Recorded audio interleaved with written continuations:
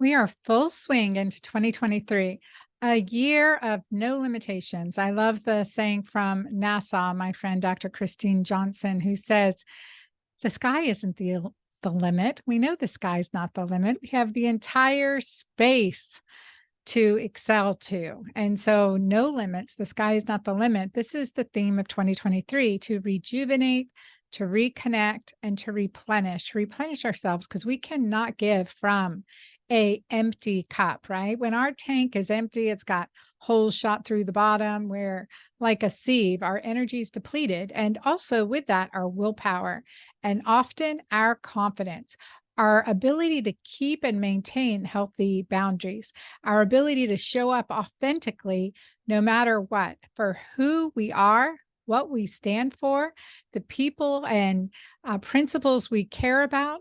All of that comes with health and self awareness, and also with those little bitty steps of accomplishments that we make one day at a time. And timing is everything in this world. I have to tell you a story. Our guest today is pretty phenomenal, and I was excited when my book Menu Pause came out. Her PR team reached out to mine and invited me on her show in Los Angeles. So I go out in July, just before July 4th weekend, and I go to her house where she does her recording, this amazing house in LA. And I have to check to make sure that I'm COVID negative. Of course, like no big deal. I know I'm COVID negative. I have some little allergy symptoms, but otherwise, no, I feel great. And so I checked and my test came up positive. And so I tested again and it was positive again. And so all the way to LA to be on her show, and I was not able to do it. But and the same thing, I was scheduled to record on Sean Stevenson's show the same day. So anyway, I was blessed to make a follow-up with him. And the second time that I was back and I was on Sean's show, I was also scheduled to be on our guest show, and she got sick.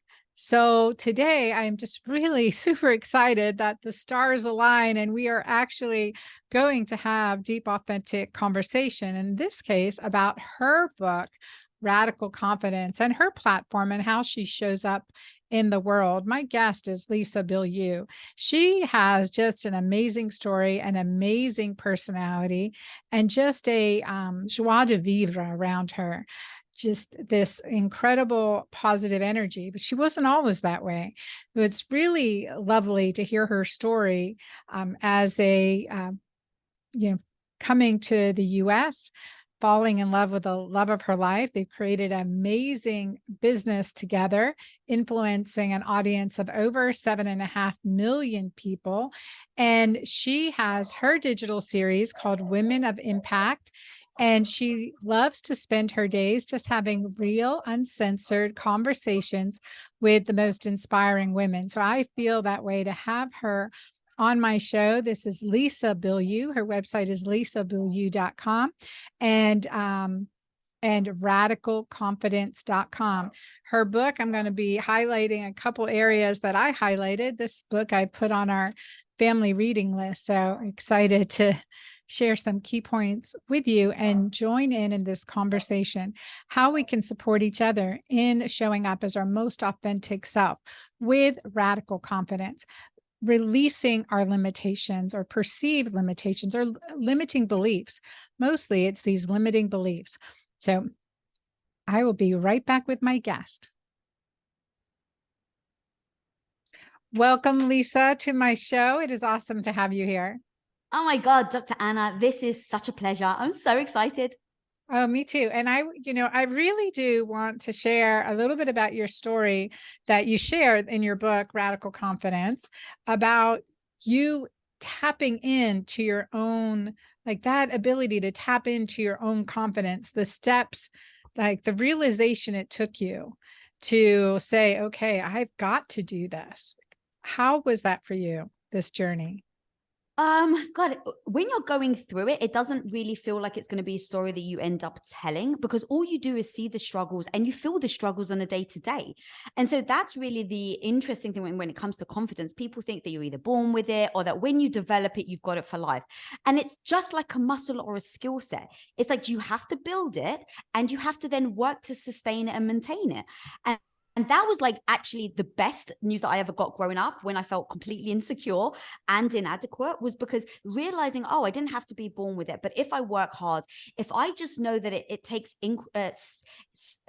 confidence comes from competence. It means that I have to just keep trying.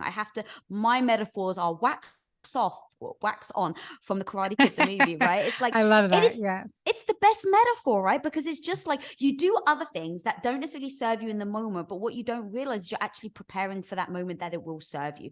And that's what confidence is about. It's not about how do I keep showing up and looking badass. It's like, oh no, in those moments when I don't feel badass, what can I do in order to show up to feel it? And so it becomes this moment of practice and thinking through it and seeing what tools you can use to the best of your ability. That's why I wear a Wonder Woman necklace at the age of 43, right? It's because I literally was like, how on earth do I show up and be confident when I don't feel like it? And this was part of my answer as a tool that I use in moments when I don't feel confident. And people don't think of it as a tool or a skill set. They think of it as binary. And I think that's where so many of us trip up from even getting started to build the confidence in the first place. That confidence is a skill that is built over time and with practice and a discipline. And then, is that right? What I hear you saying? Yeah, exactly. It's like the byproduct. So many people say, I'll do this when I have the confidence. And so they think they need it first as the catalyst to get them going. But the most amazing thing is actually it becomes the byproduct at the end of taking that first step, falling, failing, learning from your mistakes, getting back up, wiping the blood off your face, metaphorically or maybe physically, and then just keep going so that eventually you build the competence so that you have the confidence. And so the moment you just pivot the way that you can see confidence can literally change the name of the game of how you show up to be confident in the first place. But it comes with that belief system right from the beginning of how you perceive confidence in the first place. No, I love it that you have the competence, so you have the confidence. Competence to confidence. I mean, that is like, I'm just writing these notes down to give to my daughters later too. To remind them it's a skill set. The more practiced you are, the better confident you'll be, the better you'll show up. Now, Lisa, you talk a lot in the book about limiting beliefs and like conquering your limiting beliefs. And I think, adjusting, I tagged a bunch of pages in your book and, just like here on page 34, you have your radical confidence recap, and I thought that was really, really good. Just know what you're betting on, play the game, kill the squirrel, check in on your assumptions, make your timeline as concrete as the sidewalk, and eyeball that jackpot like it's a shirtless Ryan Gosling. Hells yeah. Come on now, ladies. Yeah. We've all eyeballed those abs. So, I mean, the part of that is removing limiting beliefs. It's definitely about removing the limiting beliefs. But the problem is, Dr. Anna, is where people don't realize they have limiting beliefs in the first place. That's the trap, where you don't even realize that your belief is limited until someone questions it. So how on earth do you come past it if you're not even sure what you believe or how it's actually holding you back? The first thing that I like to say is like, what is that thing that you're trying to achieve, where you maybe say, I'll do that when? Like, this is like almost like, how do you start to identify the flags that you're living that limited belief that's actually holding you back? So that's one of them, is what is that story that you're telling yourself you're going to do, the life you're going to have, that excitement that you really want. I'm going to do it when. Now write down what that when is. When I have enough money, when I am strong enough, when I'm married, when I have kids, when I've got enough, time. There's always that when. Okay. So now what if that when never came? Now, the reason why I say that is now it's taken away the thing that you think is going to help get you to where you want to go. If it never came, are you going to be okay with it? If the answer is no, then now you have to put in a plan of action to get there. So now when it comes to the plan of action, it isn't, can I do it? It's, I have to learn to do X, Y, and Z to get to this goal. Now it becomes more of a binary thing versus an emotional thing that you may or may not think you're good enough. So let me kind of like really drill down as an example. I think that might help. Perfect. The thing that I always like to use is playing the piano. Because once upon a time, I was sitting there, I was watching the movie, The Notebook. Don't know if you've ever seen it. Great movie. But Nicholas there's a scene. Spark. Yeah. Oh my God, so good. There's that scene where like she's playing the piano or something. And I sat there and I was like, you know, I really wish that I could play the piano. And my husband turned around to me and he's like, you know what, babe? He's like, you could be the best in the world at it if you decided to. And in that moment, I was like, you're right. I could be. I just decide not to. Now, there's power in that idea that you believe that you can do anything that you set to your mind to, because now it becomes not the excuse of, are you capable? It's just like, no, I can do it. So I like to play a game, no BS, what would it take? So in this piano situation, I say I want to play the piano. Then you say, no BS, what would it actually take for me to play the piano? Okay, to be the best in the world, maybe it's going to take me 20 years playing 12 hours a day, where I don't take vacations, I don't go on date nights. But if I played 12 hours a day for 30 years, right, do I think that I can be good enough to play professionally? The answer is yes. If I did nothing else with my time, the answer is yes. So now I'm already breaking that limiting belief that says I can't play the piano. Right. And now in playing the game, no BS, what would it actually take?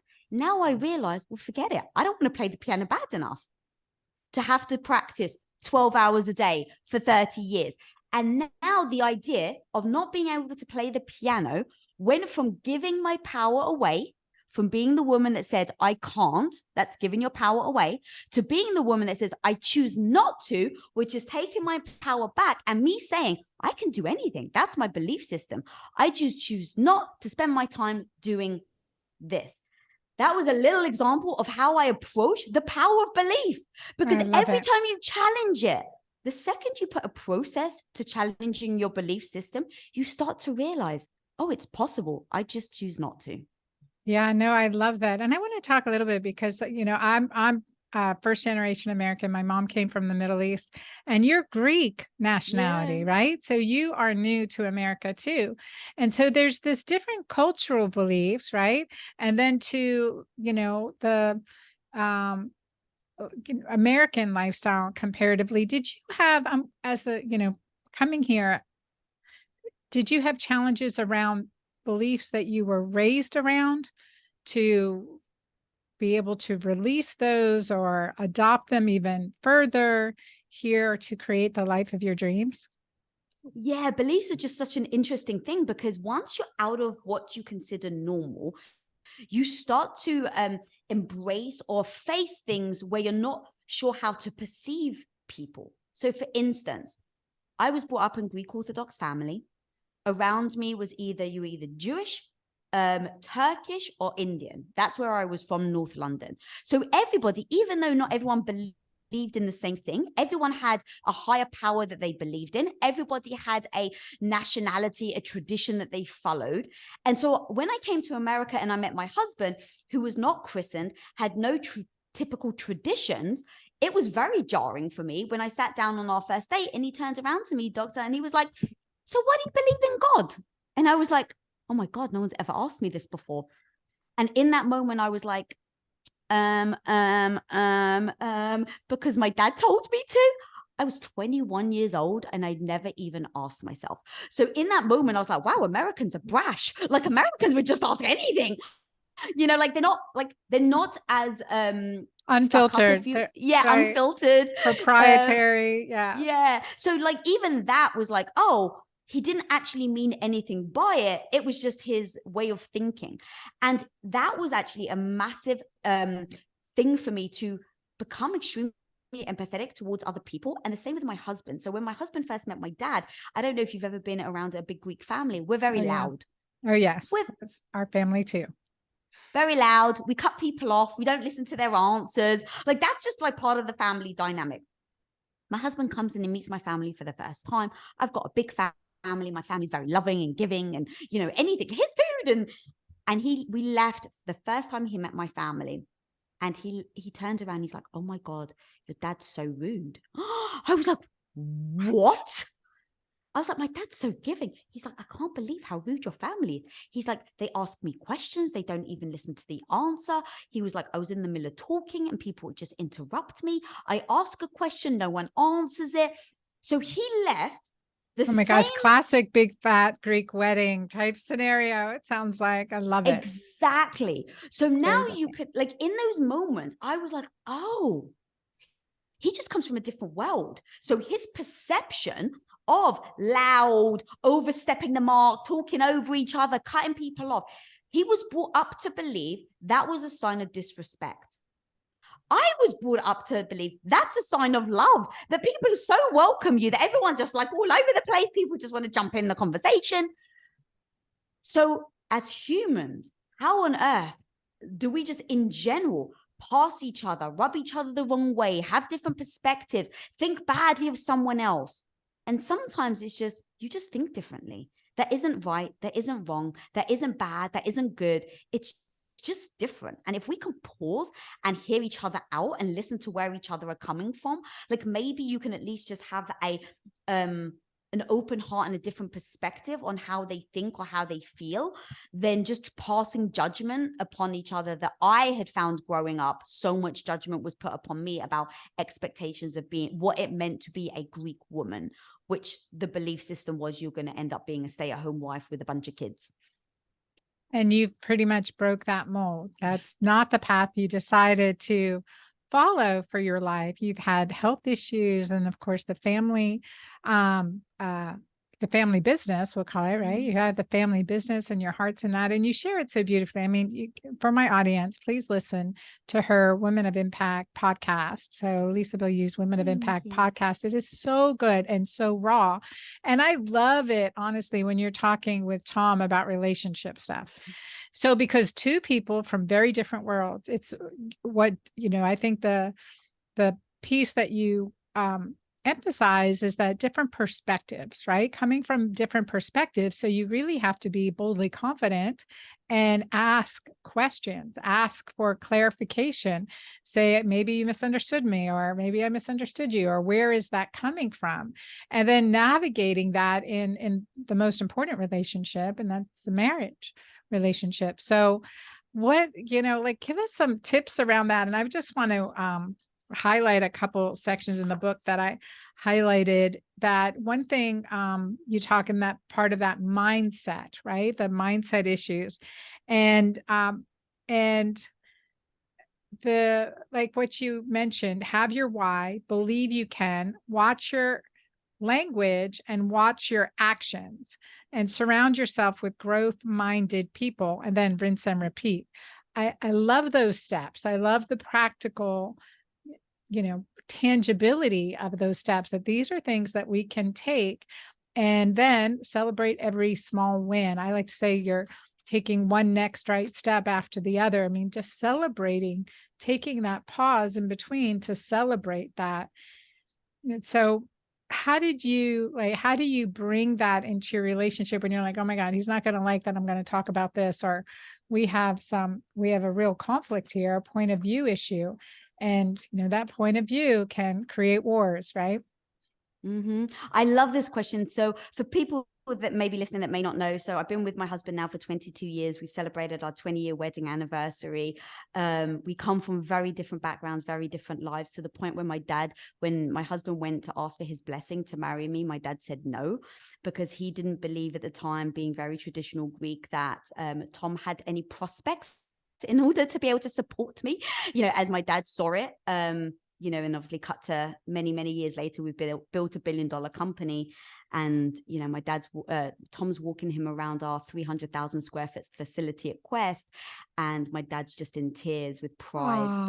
Aww. That, so like, we've really been through a lot through our relationships in people who didn't believe in us, didn't believe that we'd ever be able to sustain it. And the big core thing that has allowed us to maneuver through multiple businesses together, running Impact Theory that we do now, building Quest Nutrition, and being happily married, is we have the same goal. And the goal is to be happily married for our entire lives. Now, when you can just be very clear about that, you make a list of what is it that you have to do in order to live a happily long-lasting marriage. And one of the things that we just agreed from the get-go, like, Pinky swore, is that we would always to be honest with each other, even if we thought that that honesty would hurt the other person's feelings, because we are sincerely coming to the table by saying that thing because we want to overcome the issue to be able to have a happy, long-lasting relationship. So now, anytime Tom comes to me and says, hey, I'm not happy because of X, Y, and Z, or you're changing and this is how it's negatively impacting me, all of those discussions are not easy to have. But if you can sincerely say he's saying it because he knows that we both want to better our relationship, now my guard is down and I can hear the truth for what it is. There's no ego involved. You cannot let ego get involved when it comes to relationships, because if it is me, if I am the problem, you better believe I have to look at it and then say, Lisa, what is it going to change? What is it going to take for you to change in order for you to show up as a better partner? So that's like super important, that number one, that you've just agreed, because when you go to your partner with something hard to say, now imagine you're just waiting with they've got their boxing gloves on and they're like, come on then, come at me. Well, of course you're never going to say it because you don't want to get hit in the face. So like having that like agreement from the get-go is imperative. And then the big thing, in fact, hopefully this will really help. I love this analogy so much. Think of it like a tennis match. Now, in tennis, you've got a choice. You can be on one side of the net and your partner's on the other. And anytime there's any friction, anytime there's a problem, anytime you need anything, you just bounce the ball back to them and you hope that they hit it, right? Is that the game that you're playing? If it is, then let's face it, only one of you can win. Okay, if you agree on that and you go, but we've just decided, Lisa, that we're both going to win, cool. Then you've decided you're playing a game of doubles. Now, what does a game of doubles look like? So you're playing the game, playing the same game. If you win, they win. If you lose, they lose. Now, if you're weak at something, do you admit that you're weak? Do you turn to your partner for the strength? Now, again, in tennis, if you don't, what happens? You miss the ball, you go out, your partner goes out, you both lose. But if you can be emotionally sober, is how I like to say it, where you can say to your partner, hey, I'm not good at this. Or your partner can say to you, hey, you're not good at that. But you know what? I am. And until you can get better, I've got your back. And I'm going to help you in this realm where you're not good by being honest about your backhand's terrible, about your stance not being great. But why am I telling you all of this? Because we're going to get better. I got your back. And when you get better, we both win. That's why, like, hopefully that analogy really did let people know why it's imperative that you tell your partner the hard thing, why it's imperative that you tell your partner where they're falling short. Now, look, this has to go both ways. It's not like you're sitting there going, your backhand sucks and your serve is terrible. You also have to leave space for your partner to be able to say, this is where you're bad. This is where you're falling short. And now imagine if you both go away and you work on it individually, and then you come back together and you play a game together again, why you can be unstoppable. Why it's not like you turn to your partner to make you stronger. No, it's up to you to get stronger. It's up to you to hold your own where you're weak, but it's also up to you to be able to bring your partner in, be honest about it, and then actually refine. And in that analogy, that's what Tom and I have been doing for the last 25 years. I love that. I love that analogy. And you can really see that singles match versus doubles match. We both win when we work together and keep working on our strengths. The trick is remaining emotionally sober during those hard conversations. So yes. Oh, I love this even more because I'm definitely the one that's less emotionally sober than my husband. He's definitely able to keep even kill. So yes, emotionally sober, what I mean is the analogy, because I'm full of analogies, is if you've had a couple of, do you drink alcohol? Have you drunk alcohol in the past? Oh, yes. Yeah, okay, me too. So you may have had, like me, many nights where maybe I've had a little too many shots, and then I've woken up the next day and I'm like, oh, maybe I shouldn't have said that. Maybe I shouldn't have done that. Maybe I shouldn't have danced on the table, kissed the bouncer on the way out, right? All these things where you're like, well, in my sober self, I might not have done that. Think of shots of alcohol like shots of anger. Now go, how many times have you said things where you wish the next day you hadn't have said, you've done things that you wish you hadn't have done? Cool. Now there's no judgment. Now what we do is going, oh yeah, I remember that. Great. Now backtrack. How many shots in this case did you take? Well, after the first shot, what did you feel? Did you feel flustered? Did your face start to get warm? Is maybe that's a sign, right? Like the analogy with the anger. Go back, retrace the last time you lost your cool, you weren't emotionally sober, backtrack of what happened. I actually like to write a script because I like to separate the emotional with actually what they said, right? When you write a script, it's not like you felt. It was, he said this, she said this, he said this, she said this. Right, write that script. Now you go back in that script again and you say, whereabouts did I start to feel flustered? Whereabouts did I start to, in my case, when I start to feel flustered, I start to stutter. I can't find my words. My face gets warm. So know thyself. So I go back in this script and go, oh, you're getting warm here, Lisa. Oh, when they said that, okay, that was a little bit of a trigger. Oh, you're getting triggered more because that's where you started to feel the escalation. And now what I've done is I've just written a screenplay of where my red flags are. And what I've done is now I've used that as a way in future to identify when I'm starting to have too many shots of anger, frustration, sad, whatever, overwhelm, whatever shots you're having in that moment. And now I can say, oh, hang on a minute. I remember by having backtracked in my thing, it says when my face gets warm, Lisa, you're a red flag. You're a like orange flag. And Lisa, you said when you're an orange flag, the words that are going to come out of your mouth are, I'm so sorry, I need to go to the bathroom. That's your script, your pause.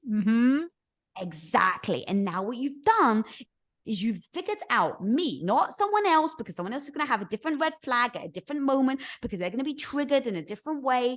But now I go, if I know being emotionally reactive doesn't help me, doesn't solve whatever problem I'm in, doesn't help my relationship, doesn't help my business, I've now backtracked to figure out where are me, myself and I, where all my flags are happening. And now I've created a script as a disruptor to come in those moments where those flags are whipping me in the face, where now it's no longer emotional. I've got the literally script that says, Lisa, when you feel flushed, you will say, I'm so sorry, I have to go to the toilet. That's a script that you better believe the next time I feel flushed, those are the words that come out of my mouth. I then go to the toilet. I then have a script of what I do when I'm in the toilet. It's usually take some deep breaths, remind yourself that the person loves you. If it's my husband and we're having an argument, and I then have game plans of what I do in different scenarios so that all to come back, so that I don't just let my emotions take away with me or like lead me astray. I don't just let my emotions of how I'm feeling in that moment end up being the thing that I regret having being reacted on, because I do understand that sometimes emotions can lead you astray. And if anyone wants to try and like say disagree with me, just remember the last time you were hangry, where you actually got mad at someone just because you were hungry. That is another great example. And so it's these like that being able to take that pause to write in that script. And the same thing with habits like that hangry, you're getting hangry right in that script. Okay, I've got to pause and get something to eat or take a moment of self-care. I've got to just pause in that moment. And I think that's wisdom, right? When you're recognizing what those triggers are, and not just the situation, but the emotions, the physiology that's coming up, the flush in your cheeks, right? The anger top of mind, and being able to catch yourself, because that's part of development and growth, and and just showing our best self. And the thing that I want people to really know is, even with what I'm saying, it's not perfect. We're going to go back to where we started this interview, right? Where it's like, there are going to be moments where you become reactive and you've done all the work and you've done all this. The thing you cannot do is beat yourself up and think that you've started at square one. You just can't do it. Think of it as a skill set, right? Like going to the gym, where sometimes if you're consistent, you may be able to lift 15 pounds. If you're more consistent, then maybe you get to 20. If you take time off, then maybe you go back to 10. But you can always get back to the 20 if you keep practicing. And then also know that nothing's ever going to be perfect. So in this situation, I like to say, instead of striving for perfection and then beating yourself up that you didn't get perfect, let's face it, how many of us women do that? I strive for incremental improvement.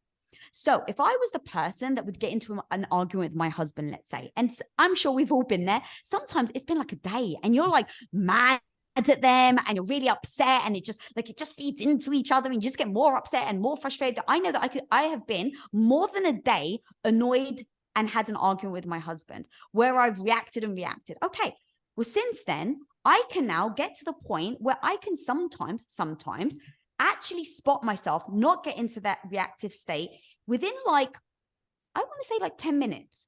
Now, I was the person that went from an entire day to now I can do it in 10 minutes. And sometimes I'm actually able to do it right on the spot. Sometimes I can't. Now, sometimes I'm already in a bad mood, or sometimes I'm due on, or I've had a stressful day. And in those moments, sometimes I'm not able to do it in 5 or 10 minutes. Sometimes it takes me an hour. And then I go, well, Lisa, your plan didn't work. You took an hour to then realize that you're having an emotional response. That's okay. You're going to now try to get back to 5 minutes. And that's what we try. That's the last piece of encouragement I want to give people, is that you really can get incrementally better, not to seek perfection. And if you slip, what you just want to do is assess where you slipped and how you can then incrementally get better the next time, to the point where one of my favorite quotes is Bruce Lee, where someone asked him, how do you defend so quickly? And he's like, well, look, I don't think kick, I just kick. He practiced so many times that he no longer had to think it. It became instinctual. But that takes practice. So how on earth do you get to the point where you can instinctually not get emotionally reactive? It just takes practice. And that may take 10 years. That may take 20 years. But the beautiful thing is, if you're dedicated to the practice, then you're going to incrementally get better, and you can be the person that's proud of themselves that got incrementally better, not perfect. No, I love that. I love that. And you have a section in your book about make your negative voice your bitch and your BFF. And I'm always like, get that nasty negative bitch off your shoulder. And you're like, step into it. But this, instead of that, say this, you never have your shit together. You need to make a plan and be prepared.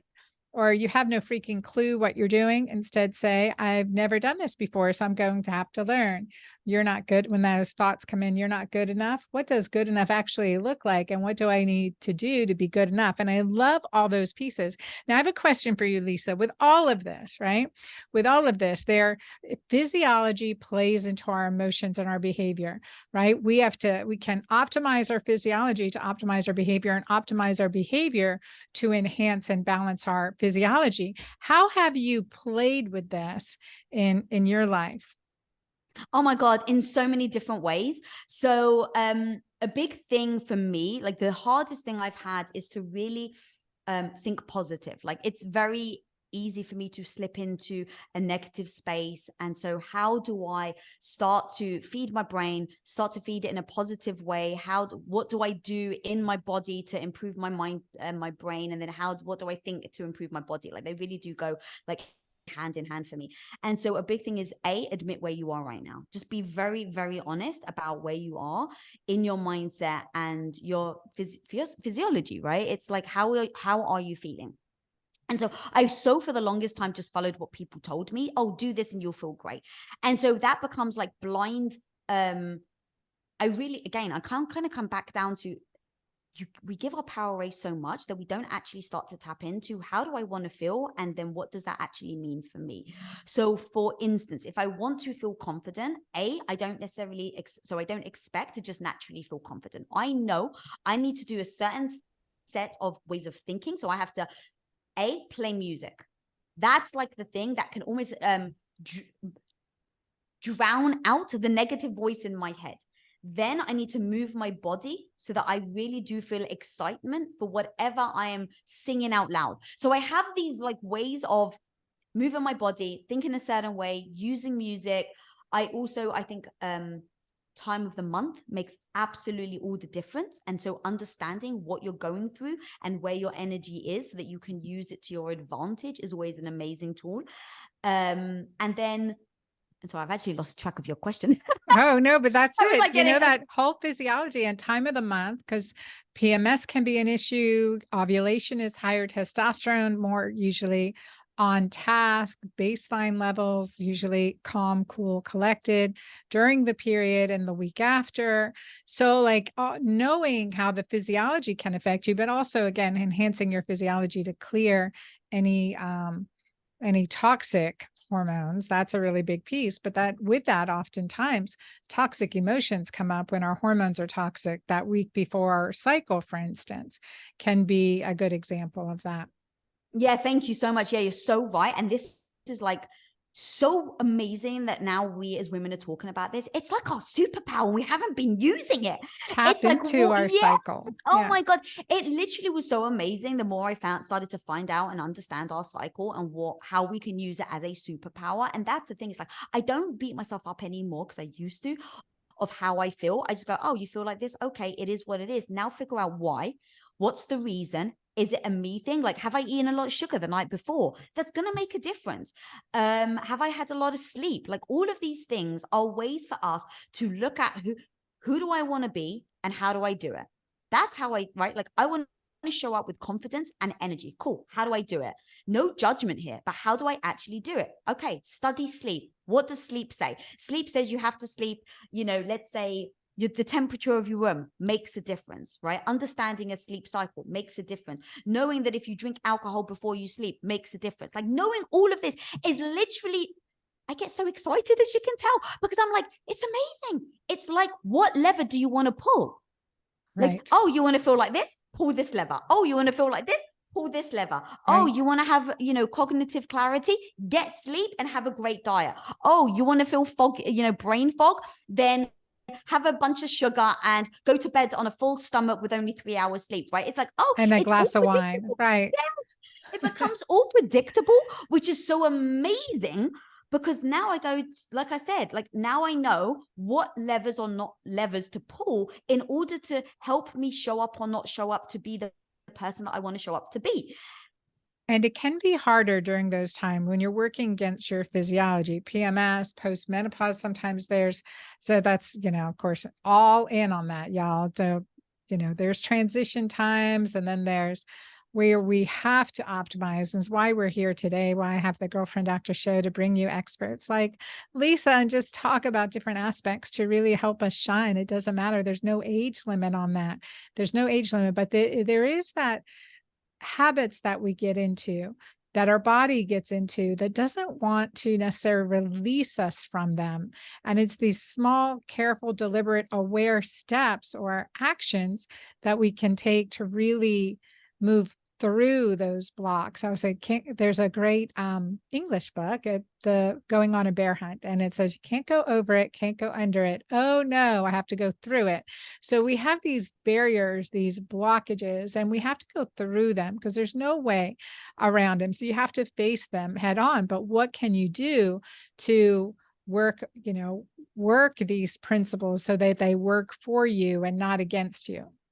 Yeah, God, I love that so much. And that's why what you do, your work, how you show up every day is so important, because sometimes people just don't realize. I didn't realize until I started to interview doctors like yourself, where I'm just like, oh my God, I didn't realize this existed. And now how do we empower people? Also, like, I'm always very honest about human nature, and so much of what's out there is people trying to change human behavior in order to fulfill what they're trying to do, right? So that's where kind of Quest came about. Before Quest, if you wanted to lose weight, people were like, oh, eat chicken and broccoli and go to the gym 6 to 7 days a week, obviously, right? And people are like, I don't want to eat chicken and broccoli, and I don't want to go to the gym 6 to 7 days a week. So now you're trying to fight natural human behavior. So at Quest, we were like, well, what is leveraging human behavior? We know people want to sit on their ass and eat sweet things.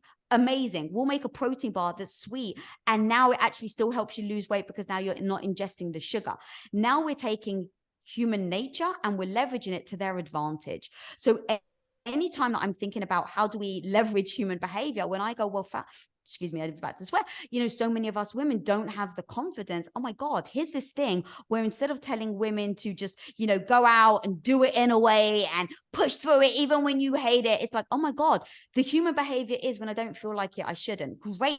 Now, if you understand your hormones and you understand when you will feel like it, now you're able to leverage it to actually lean into when your hormones are going to allow you to feel like a freaking badass and go and ask for that pay rise or whatever it is that you want the confidence in. But if you don't understand how your body works, if you don't understand the timing, if you don't understand how sleep and diet all play into this specific superpower that you are not using, then you're never going to use it because it sounds difficult.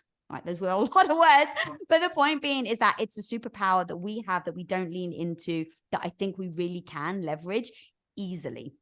Yeah, no, and I think it's bringing it up and being honest about it. It's like the we don't have to be flawless, right? We don't have to be flawless. It's mistakes every step of the way, and just learning from them, but also being aware, like what is creating that habit that is taking us down a negative road or the wrong route, that being aware of that. And I think it's just so powerful. Now, in one of the things that I admire about you and Tom and your relationship and what you've shared with us about really being honest, like approaching the hard subjects. And that's a challenge in all relationships, not just our intimate relationships with our employees, with our kids, with our boss, to do that in every aspect of our life. So I'd love for you to, I can talk to you all day. I'd love for you to like close with some really like practical steps our listeners can take away right now. I know I've written a page of notes, so I know we've got a lot to do, but some practical steps that really help in that that Wonder Woman, Superwoman, putting that cape on. And really, you've mentioned a few things like wearing your Superwoman necklace. You've got badass boots that you'll wear, or like fun colored knickers or something like those things that, like you'll be like, okay, this makes me feel stronger, more powerful, and showing up in these practices.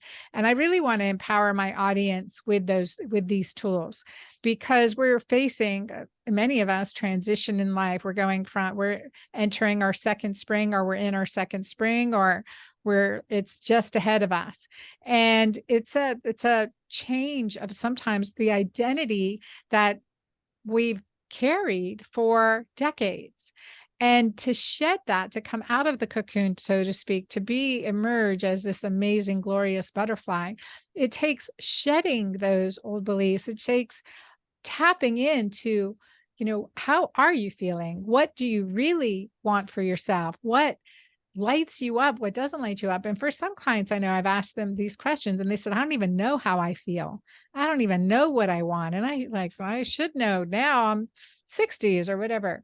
So there's this, and I have 4 daughters. So I'm always like, okay, how do I, not shroud their creative potential, and how do I encourage their heart's desires and their true giftings? And that, it's a challenge, because I know that, personally, as well as professionally, and working with so many women, that it's one that every one of us faces.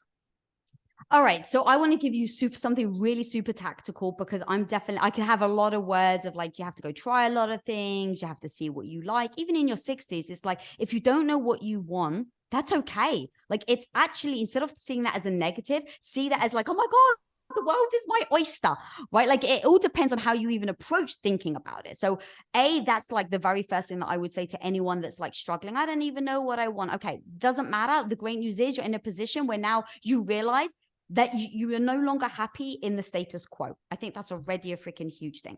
Now, the thing, oh God, my husband has a quote that I really freaking love. People think that a mission is an archaeological dig, where it's like, I can't find my mission, or I found my mission. So as if you have to, like dig. That's not the right way of thinking of it. It has to be an architectural build.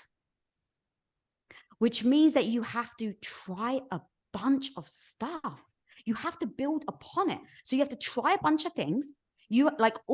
If you're not sure what to do, it just means that you haven't tried enough stuff yet. Now, once you try a bunch of things, actually write out a list of like 10 different things. I'm going to try volunteering at a dog shelter. I'm going to try going to art class. I'm going to jump out of an airplane. Go ham, right? Write a list of all the things that you're going to try. Once you've tried them, then you're going to see which one seemed interesting.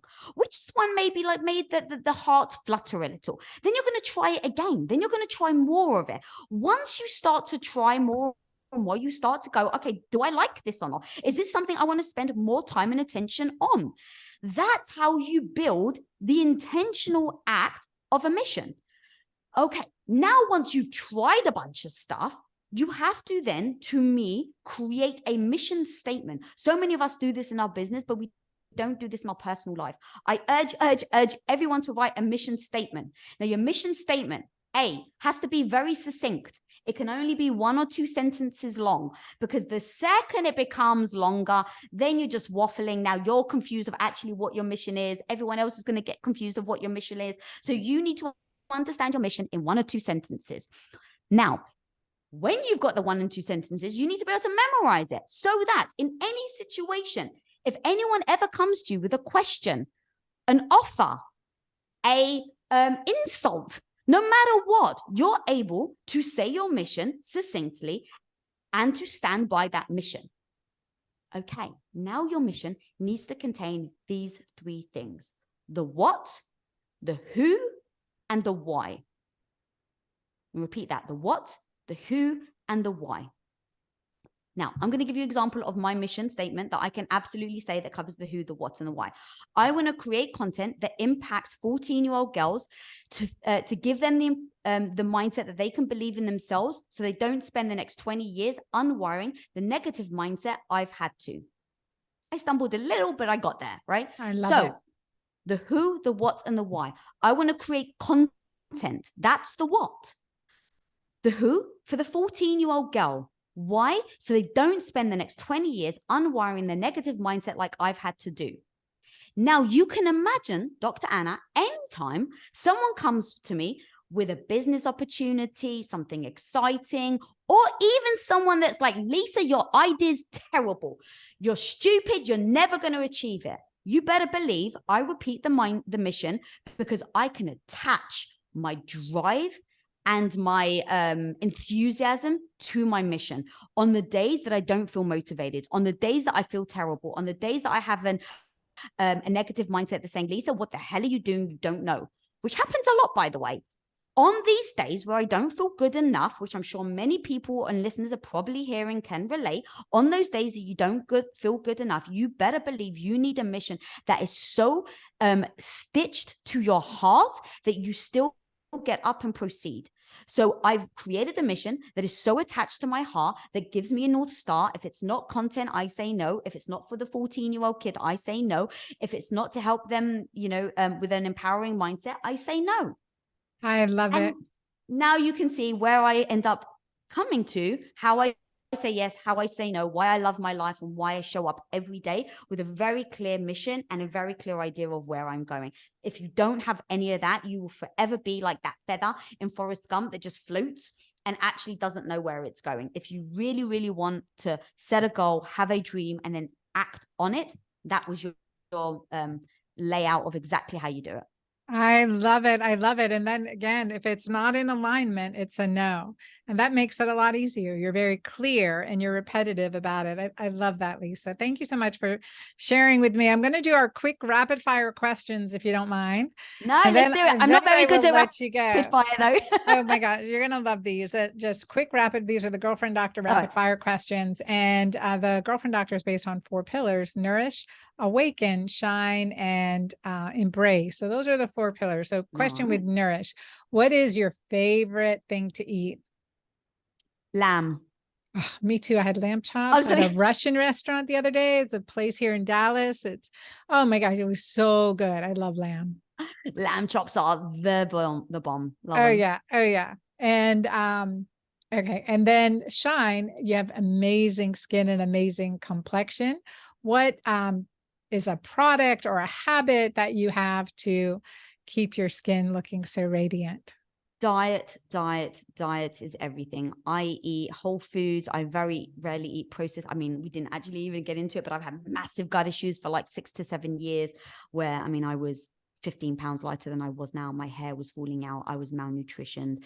And so a lot of gut issues. So if anyone's listening that they want to know more, they can actually go over to my channel. I talk a lot about health on my channel, and my own gut issues, but diet was everything for me. Everything's grass fed, everything's organic that I eat, not everything, but I try to as much as possible. And because I can't really eat a lot of processed foods, it's ended up being great for the skin and my sleep and things like that. So I really use zero product. It's all diet related. I love it. Okay.